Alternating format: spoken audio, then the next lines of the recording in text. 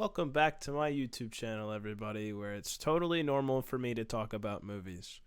I definitely talk about movies on this channel. Before we get too deep into it, I am asking for your genuine feedback. I'm asking for your genuine feedback. As it concerns this video. I've never recorded a YouTube video just for YouTube. So I would like to know if I'm doing a good job. Let me know. I mean it sincerely. I don't want you to yuck my yum. I want you to tell me how it is. Tell it to me straight. Alright, this is what I watched in October. All of it. I'm gonna tell you everything. Actually, I'll tell you what I watched. Alright, let's just start the video. Yes, I started this month off by watching Lady and the Tramp. A hardened cinephile I am. So I'm in the midst of watching every animated Disney movie. Kinda hit the 50s at the beginning of this month. This is one of the ones I actually hadn't seen before. And it was fine. It was just generally fine. It's one of those movies that I watched, I got some enjoyment out of it, and experienced some casual racism, and I left. Generally summarizes what Disney did in the 1950s and before. But yeah, it was a cute little love story. It wasn't super invested. Cute little characters, good animation, what I typically expect from the mouse. So yeah, if you're looking for a good time with one scene that'll make you reevaluate how you perceive cartoons from before the 2000s, give it a shot. Solid 5 out of 10. 101 Dalmatians. Now, out of all the movies made by Walt Disney Animation Studios that came out between 1955 and 1965 where the main character was a dog, oof. There's got to be the better one. I'll tell you that right now. First of all, no racism. That's always good in a 1900s Disney movie, you know. You love to see that. Second of all, like the main characters. Will tell you, not always the case in these Disney movies when you're going back and watching all of them. You like to see a lovable main character, and especially if they're a dog, whew, really reels me right in. I know this is like a weird thing to say, but I like the intro section they had when they played the little choral song and they like introduced the dogs. This is a really cool animation. I thought it was nice. Maybe I'll throw that up there. I don't know. I'm not really good at editing. Maybe I didn't throw it up there. We'll see. Genuinely, just a lot of fun. And early Disney is a bit of a slog. And this one feels like it gets in, it gets out. Great story, good villain, great characters. Just a genuine fun time. You want to sit down and watch an animated movie from this era, I'd recommend this one. It's one of my favorites that I've been watching on this little marathon I've been going on. 7 out of 10.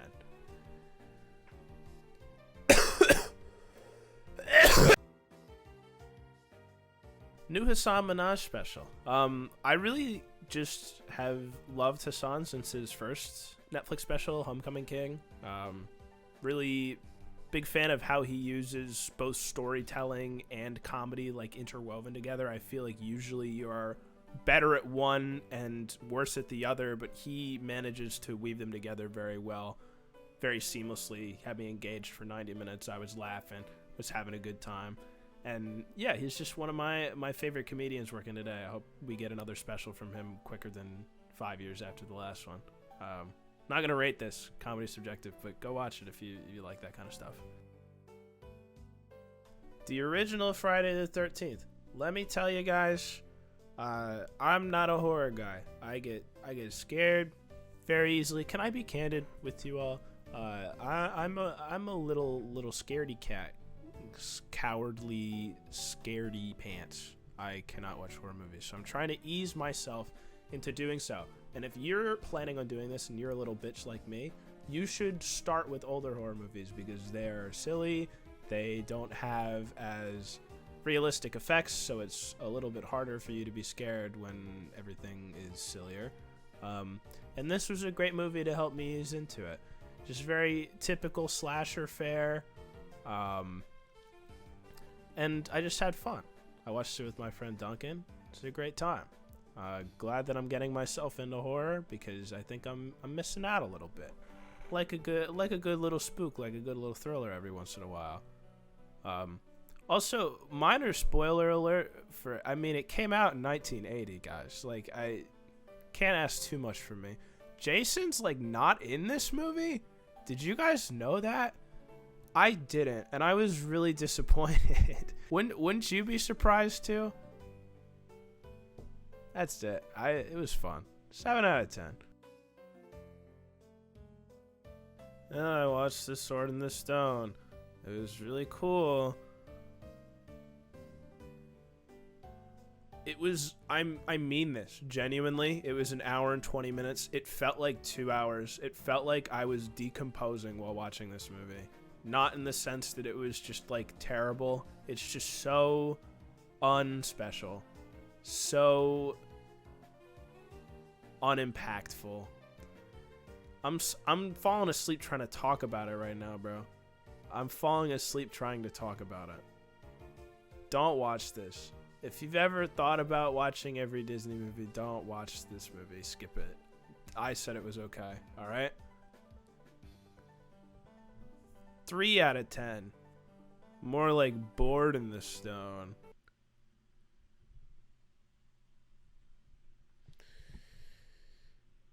More like bored in the stone.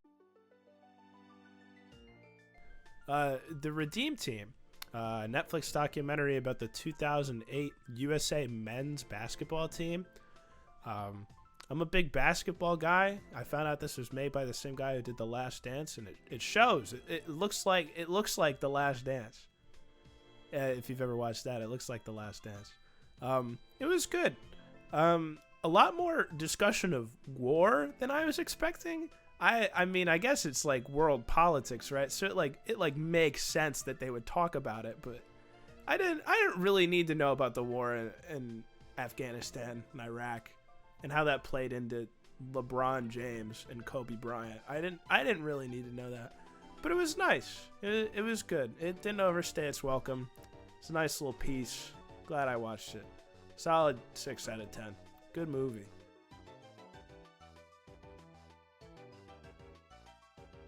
Alright, so the Rocky Horror Picture Show. I went and I saw this in person with my girlfriend and her 2 friends from out of town because they saw something about it online. They wanted to see it.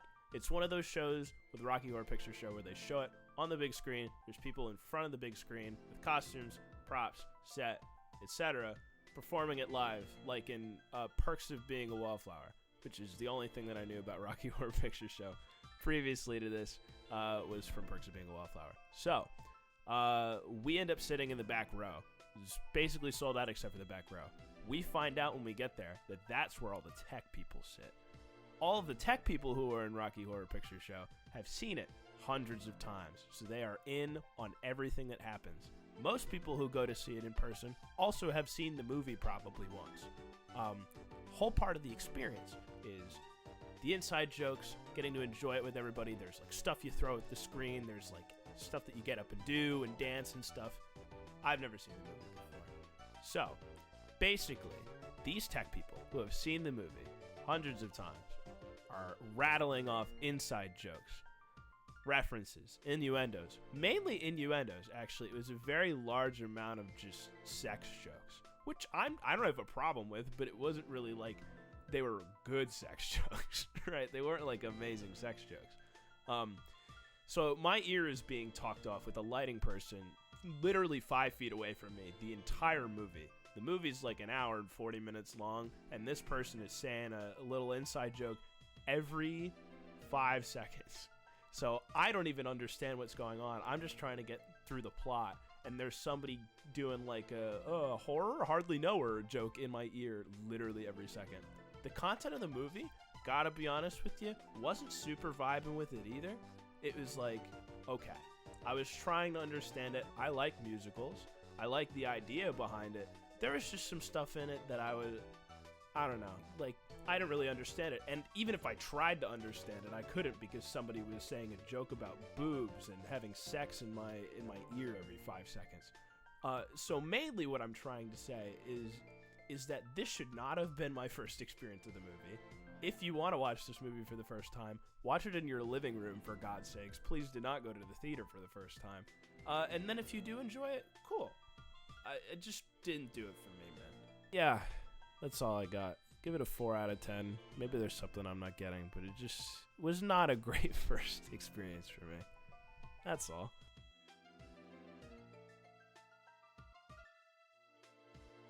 He's just not that into you. Perhaps the anti-Rocky Horror Picture Show. About the most heterosexual film you could move to from that point. About the straightest film you can go into. It was a good rom-com. I had a good time. I'm of the opinion that sometimes you just need to sit back and watch some people stress about their own lives, so you don't have to stress about your lives for 2 hours. You know what I mean? I think that's okay. Somehow in this insanely stacked cast, including some names like Bradley Cooper and Scarlett Johansson, and the guy who played Alvin in Alvin and the Chipmunks, Ben Affleck and Jennifer Aniston steal the show. Main character's a little annoying, but I mean, like, I think it's kind of the point, I think. Overall, generally enjoyable. Probably not watching it again, but it was a good time. 6 out of 10. Pitch Perfect. Good time. It's pretty funny. Good time. I like Ben Platt and his stupid sideburns. I like Anna Kendrick. That was it, actually. I like Anna Kendrick. It kind of carries, honestly. I like it when she sang the Dr. Dre song. That was really cool of her. She was so hip for that. She's so real for singing that song. Yeah, that's it. Give it a solid 6 out of 10. Once Upon a Time in Hollywood, by Quentin Tennisballs. I think this is one of the only movies I really actually have something structural to say about it. I think that a lot of people give this flack for it being too long, a little bit disorganized, a little bit drawn out for the story that it's trying to tell, but I for one enjoy the world that it creates. I like the set design a lot. I like the acting, mainly by Brad Pitt. I think that Brad Pitt kind of steals the show. I really like all of the backstory that they give. I think it really sets up the climactic ending that I think is the best part of this film. I think that it's one of those movies where if you have a hard time sitting through something that's around 2.5 hours, this might be a slog for you. But I think that overall, just the picture that it paints of this time period and the acting performances by the leads just do a really good job to bring the whole thing together. Pretty solid. I really like this on my second rewatch, I think. Give it a solid 8 out of 10. 8 out of 10. It's hot in here. Yeah, my shirt's got Bowser on it. Deal with it. Shutter Island. This is my first rewatch of it. I think I watched it maybe 3 years ago, and just really love, again, the world that this story creates. I think that there's a few things that hold it back from being perfect for me. One of those is the editing. I think that compared to a lot of Martin Scorsese's other films or a lot of dramas that are like this, sometimes the editing is just really jarring. So I think it took me out a few times. I'm not a huge fan of it. I think that it is a little bit lengthy. You'd like it to be 20 minutes shorter, ideally. But I just think that the screenplay and especially the lead performance, in contrast to the last movie, Leonardo DiCaprio is amazing in this movie. He is this movie. Mark Ruffalo also does an amazing job. But I just think that the mannerisms and how well he works with the screenplay just really brings this world to life. It's a really amazing thriller. I think that if you haven't seen it, especially if you don't know how it ends or are familiar with the story, I think this is a great one to go into blind. If you watch any movie from this list this month, I would say give this one a shot because I'm a big fan of it. Not quite perfect for me. There's a few things that hold it back, but it's a great story. 9 out of 10. 9 out of 10. I watched the 2 It movies. As we've discussed, I'm a little baby bitch boy. Remember, I'm a very big scaredy cat. So this is kind of up high on the list of movies that I didn't want to watch, just purely based on fear factor. I just really do not like that clown, man. I'm kind of grouping them together because I think they're very similar films. One of them is just clearly better than the other. I just think one is better than two, sheerly based on the screenplay. I think that's really the big difference in these. The original Stephen King story is very interesting and engaging, and I'm glad they actually split this movie into two parts. It's one of few movies that is out that is based on one book that I think that deserves to be split into two parts, because they are definitively two separate movies. The second movie is written so bad. I don't understand what they did. I think it's partially because you have these kids that are in the first movie who are scared and who are 12 years old and who obviously have little quirks because they're supposed to be silly loser nerds, right? They have little things. There's the guy who tells all the sex jokes all the time, and there's guys who are super nervous, and there's guys who have these little tics, and it's because they're kids, right? Not all the child actors are going to be great. I can excuse that. I think it's part of the charm of the movie is how these kids work with each other. Make them older and have them come back as adults.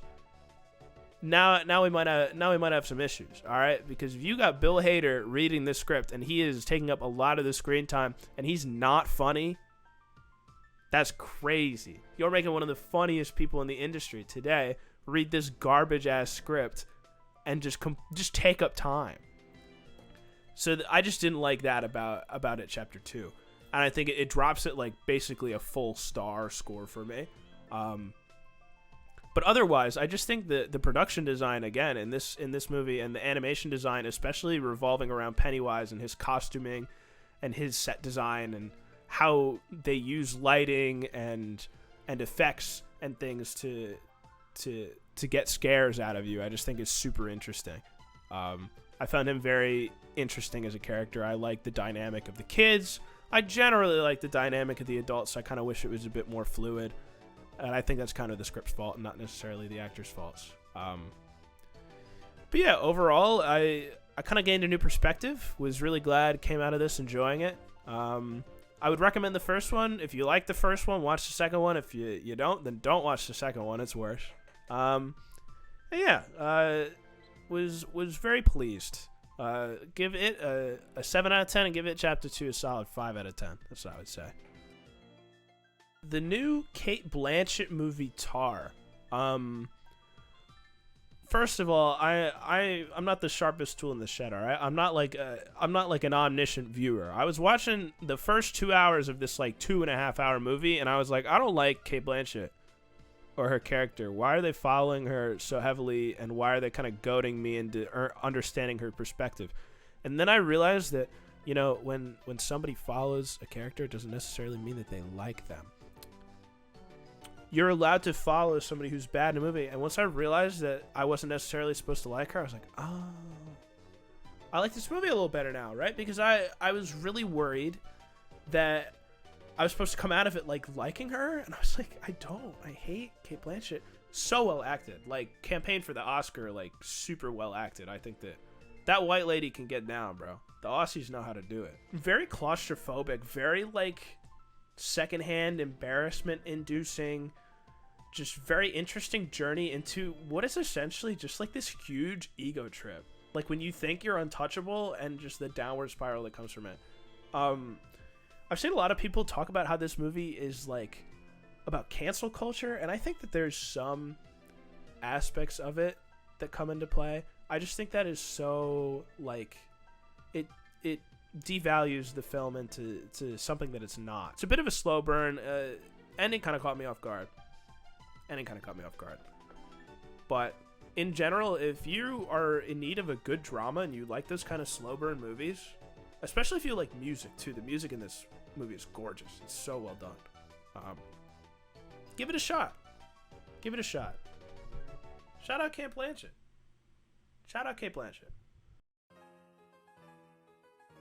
Dear Evan Hansen, the movie version. So I saw this on Broadway in 2019 with my ex-girlfriend on a trip to New York City, and it was the only good part of my day in New York City. It made me cry. I had a good time. I enjoyed the show. I don't know why they made Ben Platt do that. He's so old. I know his dad produced it, but he's so old, dude. He should not be near a high school. He shouldn't be in the high school, bro. And I think you can say what you want about the story, right? Like, if you're not going to like the story, you're going to know pretty early on that you're not going to like the story, all right? And as I kind of just talked about with Tar, I think it's interesting and important to follow characters that aren't redeemable, characters that do bad things, characters that are flawed by nature, and, like, see their perspectives. I just think it makes for interesting stories, right? We can't always follow the good guys. Good guys, in the sense of the main character, aren't always good guys, right? You can analyze a nuanced character portrait of somebody and take a look at who they are and judge their actions yourself. Should that main character have been played by a corpse of a man who's saying, "I got the magic in me" in Pitch Perfect? You can decide that, right? If I were to decide, I would say don't do that. But, you know, you can make your own decisions about that. Yeah, so I can't really give any movie that made me cry any lower than like a 4 out of 10. But I think that in regards to the movie adaptation, as it is concerned with the theater adaptation of it, I would give it a solid like 4 out of 10. That man Evan Hansen is going through it, bro. Wouldn't be me though. Couldn't be me. Then I watched the Hassan Minaj special, the first one. Remember Homecoming King, the one that I said that I liked? Yeah, I watched it again and I liked it. Surprise, surprise. And I watched Black Adam in theaters by myself. Let me tell you, the AMC Stubbs A-list really grants me some amazing experiences. And seeing Black Adam by myself in the Dolby Theater where Nicole Kidman shot that commercial, bro. Absolutely insane experience. I had fun. I think that movies are allowed to be not great and you are allowed to have fun. Dwayne "The Rock" Johnson, I am convinced that no one has ever given him an acting note. You know, he has that voice and he's like, "Hello, I am Dwayne "The Rock" Johnson. This is me acting." You think anybody's gone up to him and has been like, "Hey man, you know, you could like, you have human emotions. You're supposed to like have those. You can show some ethos, pathos, any sort of os. Besides the blank stare you're giving me on screen, man, that'd be nice." So I just think that aspect of any Dwayne Johnson movie just makes it really funny to me. The general story, it's just fun. I think DC superhero movies, in contrast with some of the more recent Marvel movies, they're just fun. They know how to make some very good DC superhero, like, just action-packed, like, turn your brain off, watch the action kind of movies that I've seen in recent history. Obviously, I guess it does, but this one I had a good time, all right? Not well edited. Honestly, the story was a little bit all over the place, but I thought the action was cool. I like Pierce Brosnan as Dr. Fate. I'd love to see a Dr. Fate movie, dude. That dude was cool. Noah Centineo is inoffensive, honestly.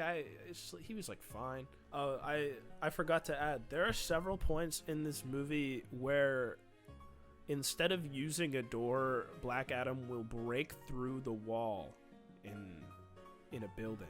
And I just think that's really funny. The concept of that is very funny to me. That he is fully aware of how to use a door and just bursts through the wall anyway. That added some nice comedy to the film. I enjoyed that. I had a good time. 4 out of 10. Silence of the Lambs. What's this with my girlfriend? She's never seen it before. It's probably my third watch of it. I used to say this is one of my favorite movies, and I haven't seen it probably since I was in high school. I don't think I've seen it when I've been in college. And this is one of my favorite movies of all time. I think I'll kind of talk about what I love about it. The acting, overall, spotless. There is like not a bad performance in this movie, and I would say it's Jodie Foster. Just bless her heart. Like one of the best performances I've ever seen. I think that it rivals Anthony Hopkins' performance, and that's all you think about when you think about this movie. And I think the main thing that always sticks out to me is that, Hannibal Lecter is on the screen in this movie for less than 20 minutes of the 2-hour movie. And that's like all you can think about by the time the movie's over, is that he was this crazy, insane person that was so well acted by Anthony Hopkins that he can make a lasting impression on you in less than 20 minutes on the screen. But I would like to re-emphasize Jodie Foster is amazing in this movie. The screenplay is airtight. It's a great adaptation of a great book. The themes of being a woman in the police force, being a woman in the FBI, very, very good. I never picked up on that so intensely before, just because I was so focused on Hannibal Lecter. I just really appreciated Jodie Foster's performance in those themes this time. I think the themes of Buffalo Bill are super interesting. I really like the themes of being cast away from society and the consequences of that. And at an airtight 2 hours. There are so many movies that exist like this that are bloated. Like, you could argue something like Shutter Island, which is similar to this in terms of a criminal concept, is 2.5 hours long. And you have something like this, I got to halfway through the movie and it felt like it had been 20 minutes. I adore this movie so much. 10 out of 10. 10 out of 10. Misery, Stephen King. Misery, Stephen King. My first watch of it, I've wanted to watch it for a while. My parents keep recommending it to me. This is just a good movie. There's not much about it that I can say that I dislike. I think that it is also a very airtight crime movie. Very airtight. Very well acted by the two main leads. Everyone else did their job. You know, the two leads, especially Kathy Bates, did a great job. Story's engaging. Definitely shook me to my core a little bit. Kathy Bates really rocked my world, especially towards the middle and towards the middle to the end of it. I think just very stunning performance from her. But it didn't really make me feel too much like leaving it. I watched it. It was good. I left and I'm like, oh, I'd recommend this, but I don't think I'll be rewatching it. I had a good time. Solid 8 out of 10. And I finished off the month with a Halloween watch of Nightmare on Elm Street, the original Nightmare on Elm Street. And I just think it's the definitive, like, 70s, 80s horror movie. I haven't seen a lot of them, but they just got so many iconic shots. The story's really engaging and interesting. The characters are memorable. They do their job. I think the mystery of Freddy Krueger and how the mystical like aura around him and the creepiness of the dream world being involved is really engaging and interesting. Had some really memorable scenes, like some very just iconic things that I like had seen before but didn't know they were from this movie. Also very airtight, like very easy watch. I think that when an hour and a half movie like feels like an hour and a half, that's one of the best kind of movie watches you're gonna have. Because as we talk, like there are some movies I watched this month that were shorter than this that felt longer, and I think that the world this movie creates is really interesting, and it's just a good watch. If you're trying to get into horror movies, I think this is a great place to start. Just give it a solid 8 out of 10. That's all I watched this month. As always, would love to hear if you've watched any of these movies, which one was your favorite. Maybe you didn't like my opinion of a film. Let me know how you feel about them in the comments down below. Give it a like, subscribe. Have yourselves a good November. I'll see you in a month probably. And remember, I be watching movies.